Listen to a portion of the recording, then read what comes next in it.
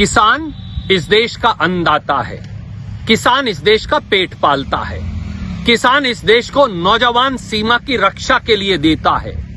पिछले एक हफ्ते से किसान सड़कों पर पड़ा है, कराह रहा है। दिल्ली के चारों ओर लाखों किसान, मजदूर, माताएं, बहनें, बच्चे बैठे हैं, परंतु अहंकारी मोदी सरकार बात को तैयार नहीं थी। अब कम से कम बातचीत का न्योता तो दिया।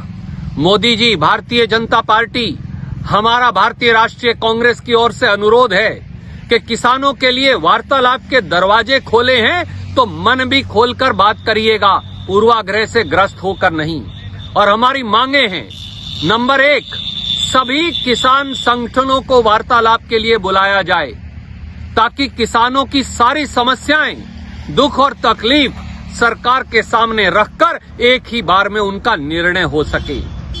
नंबर 2, अगर आप किसानों से बात कर रहे हैं तो तीनों खेती विरोधी काले कानूनों को आज ही प्रधानमंत्री सस्पेंड करने का निर्णय करें और इसकी घोषणा करें।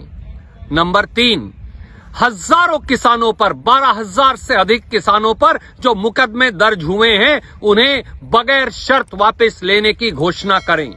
नंबर 4, पराली जलाने के आरोप में जो गरीब किसान पर मुकदमे दर्ज किए गए हैं, जुर्माने लगाए गए हैं, जेलों में उन्हें बंद किया गया है, वो सब के सब वापस लें और पराली का जो फाइन लगाने का ऑर्डिनेंस है उसे फौरी तौर से खत्म किया जाए।